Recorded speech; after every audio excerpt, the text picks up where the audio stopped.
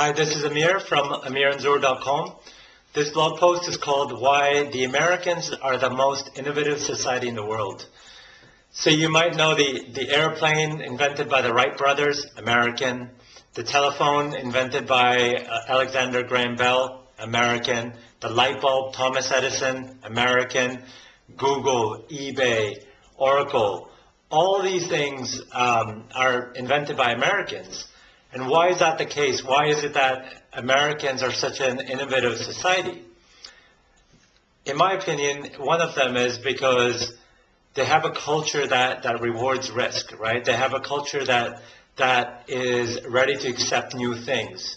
Now, having moved to the eastern parts of the world in Asia, it's a lot more conservative society. So when you do put out something that's a little bit out of the ordinary, it's frowned upon oftentimes. So, for instance, Michael Jackson, Madonna, all these guys and girls are also innovators and, you know, creating new stuff, new music, new types of dance moves to whatever it might be. And so what I've found is that American society, you know, it accepts it. It's full of, it used to be full of the immigrants, the people that moved across the world into a different part of the world and were ready to take a bit more risk. Whereas, for instance, subcontinent, it's a lot more traditional. You know, you have to watch the name of the family being degraded and all this sort of stuff. So what that means is when you've got a new invention or a new thing to try out, you tend to listen to the family a lot more, which is always scared of losing its brand, its reputation in the local marketplace. So you always have that extra bit of burden in order to get over releasing a new product. I mean, if I came up to you 100, 200 years ago and said, I'm going to be flying in the air, you would be telling me I'm crazy, you know, and you would do everything in your power to stop me from trying to fly. Or if I told you that I was going to invent something where two people could speak over the air, you know, that you could be miles and miles apart and you could just simply speak into a piece of equipment and someone on the other side of the world could hear you. And that's what, you know, Alexander Graham Bell invented, the telephone. Or you invent a website which is just a simple homepage with one single box that everybody in the world is going to be using and is going to generate billions and billions of dollars in revenue. You would tell those guys they're crazy too. And so it's that, to say that America as a society has been willing to take on the crazy people, to say, okay, go for it, you know, the dreamers.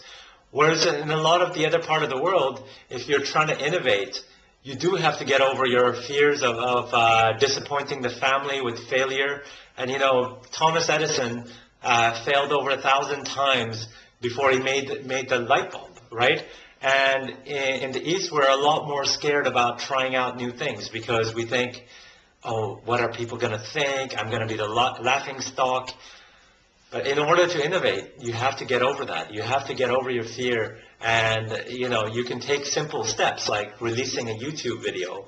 Or even, you know, I see the amount of fear that goes into people going on Facebook. And they think, oh, you know, people will find out my private life. And all these sorts of thoughts are a lot more controversial here in the East than they are in the West and in America in particular. So once society learns that, okay, failure is okay, that you're going to try out new things, and people will laugh at you, and you will be the laughing stock to say you tried out an idea and it didn't work.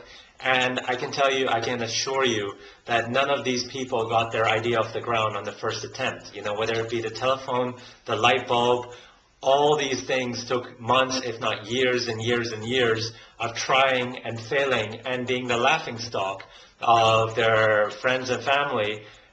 But they eventually got there. And, you know, I think the world is a much better place because the telephone was invented, or the light bulb, or because of Google. So it's that. Keep your ideas going. Remember to get over, slowly deal with these issues of dealing with the family making fun of you or trying to stop you from getting your ideas out there, because they will be conservative and they will say you're crazy, you should get a job, And I can tell you that the next decade or two is going to be about the individuals, and it's going to be an economy that's about innovation and creativity. It's not going to be an economy where you should get a job like everybody else, because if you are going to be way underpaid. You're not going to contribute that much to society, because if you can do everything like a robot, that can be outsourced to a cheaper part of the world now that we're all integrated, or a machine is going to do it. Computers can do everything that's redundant. So you have to get over the fact of doing administration work and more into an economy which is about creating new stuff, which is about putting yourself out there, trying things that are not going to work at first attempt, and making it happen. And look at examples like Edison. How did they get the first light bulb out? They went through the failures, and they went through being the laughingstock, and then eventually they made it. So look at those examples, because you want to follow in people's things, so that people like you, like me, are talking about people like you. I'm talking about an Edison or the Wright brothers that invented the airplane. I'm not talking about a government employee that made a decent income and retired at 65. Those guys are gone from history. They're never going to be talked about. These guys, Alexander Graham Bell, they're the innovators that we'll talk about, or the people that invented Google or eBay. Those are the things that continue to come.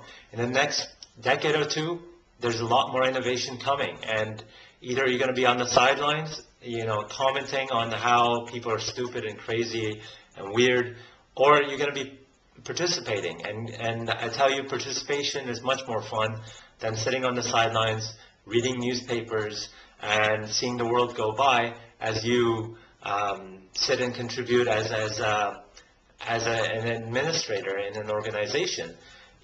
Whether you be in an organization, take a few risks and make the organization try new stuff out.